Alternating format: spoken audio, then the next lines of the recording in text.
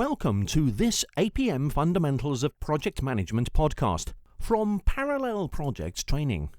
You should be using this in conjunction with our printed study guide, video lectures, and potentially a tutor-led course.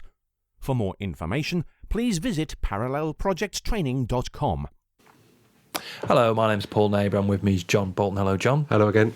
And we're doing the APM Project Management Fundamentals qualification, and we're going to talk about roles before lunch. A lot of sausage rolls. Not sausage rolls, organisational roles. Talk about sausage rolls at lunchtime. So it's quite important as a project manager that everybody has a clear understanding of the different roles in the organisation. Why?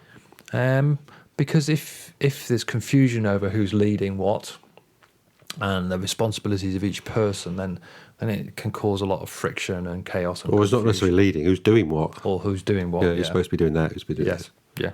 So there are some typical roles that we use in setting up projects. Someone called a sponsor, a project board, project manager, a team, users, and project office. So let's start off with the project manager. That's probably the easiest. So the project manager is responsible for the delivery of the project. They run the project, don't they? To the success criteria That's agreed. right. So they work for the sponsor. Yes. So and they manage the team.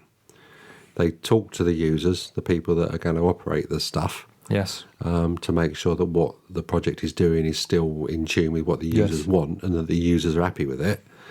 But to all intents and purposes, they report to the sponsor for the purposes of the project, because it's the sponsor that's invested the cash. So the sponsor approves the business case. Yeah. We just talked about that. Yeah. So the business case gets written, possibly by the project manager or the sponsor or somebody will write a business case.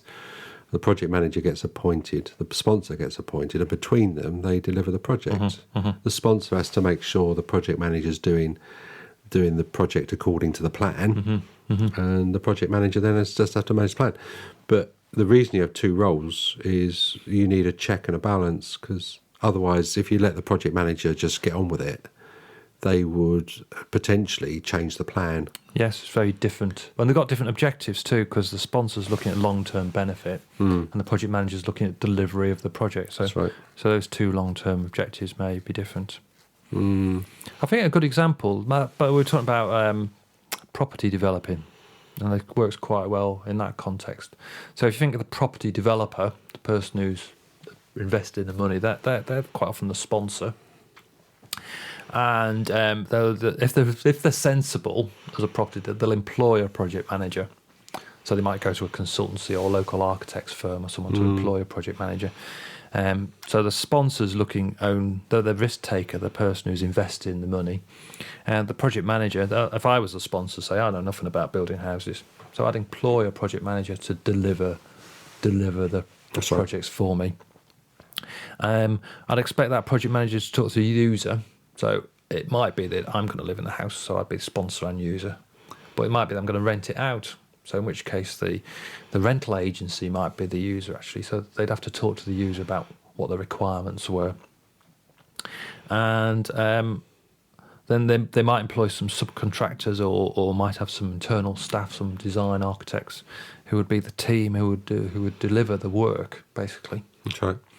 And then that might be supported by a project office. So a project office are people who support the project with People always talk about admin, don't they? Yeah, it's not admin. It's about effective project management, maintaining the risk registers, maintaining the budgets, maintaining the schedules, helping with the filing, that sort of stuff. Yeah, I mean, the project office is like the sort of engine room, really.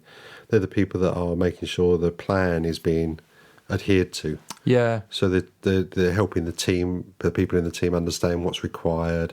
You're not going to have a project office in a small project. Well, you are, but it's going to be the project manager usually. Yes.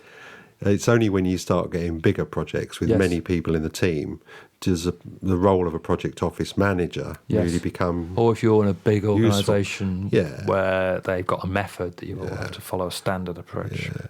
So, I mean, the whole thing works because there are clearly defined envelopes of stuff that people do at different levels. Should we just summarise those then? So the project manager manages the projects, they own the PMP, they manage the team. What's the PMP? Project management plan, thank you. They influence stakeholders, so they support stakeholders. They talk to the end users, and they quite often manage the contracts of any suppliers. One thing that's really important to remember about the sponsor is that if you've got a number of people who want different things from the project, yes, it's the sponsor that decides. Yes. And in that way, the project manager's clear about what they're being asked to do.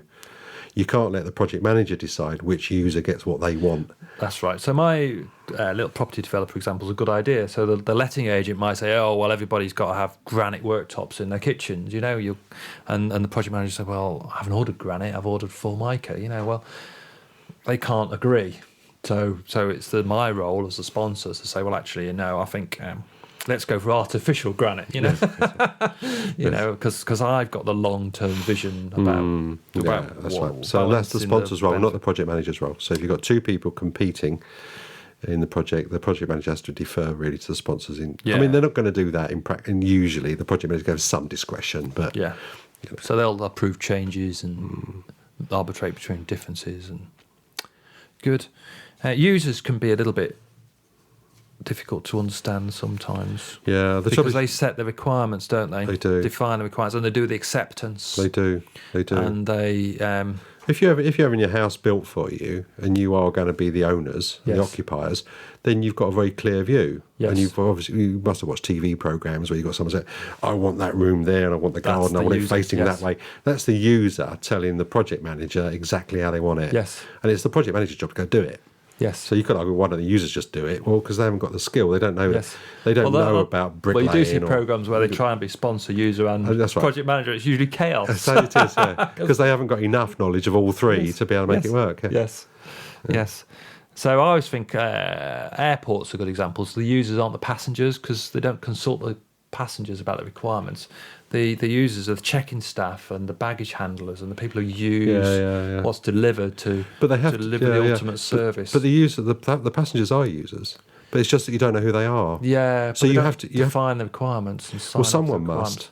But the operations people. The operations people will speak on behalf of their customers. Yes. So they'll say, railway, they'll say, well, our customers expect, at least 2 places to put bicycles on this train. Yes. So it's up to you to deliver it like that. Yes. Now, it might be that not everyone wants to take a bike on a train, but they know that that's a requirement. So they don't know who's going to get on the trains, but they have to speak for them. So you get these different levels and people speak as sort of acting as proxies for the actual user. That's right. Yeah, so the operations people, business as usual people, basically act as a proxy for the ultimate. We know if you're going to operate this train, it's got to look like this. That's right. So that's we're speaking on their behalf.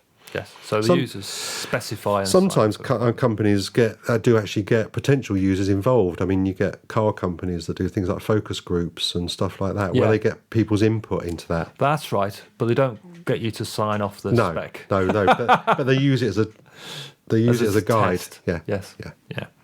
Yeah. Good. So we just summarise that then. So there's 1, 2, 3, 4, 5 roles. A sponsor who owns the business case and is after the ultimate benefit, the prime risk taker. The project manager who delivers the project. Yep. The users who specify what they want and have an active role in making sure they get what they want. Yep. The project team who can be contractors or external staff who deliver the work. The project office who maintain a consistent approach to project management. Right. And the only one we've forgotten is the project board. I think it's still kind of a bit difficult, this, because the project board, you will have a project board, and the sponsor is part of the project board. On a small project, you might not have a board. Yeah. So in your example of the house development, you probably won't have a board of people. No. If you were doing a larger project in like a local authority or an engineering company, you might have 2 or 3 people working with the sponsor, because the sponsor isn't competent in all areas. Yeah, so they usually might need they have help. like a senior user, so the head of operations, and sometimes the head of the project office, or sometimes the director from the contractor sits on the project board. But even with a project board, the sponsor is still the accountable person. Yes. So the board advise and guide and hold the sponsor to account. Yes. But it is the sponsor on a day-to-day basis that will drive the project. Yeah. If they're in any doubt, they'll go back to the board. Yeah. Excellent. That's it, isn't it? Great. Roles Good. and responsibilities. Done. Lunchtime. Thank you, John. Roles. We hope you enjoyed this podcast and found it informative. To order a study guide, video lectures, or a tutor-led course to go with this podcast, please visit parallelprojecttraining.com.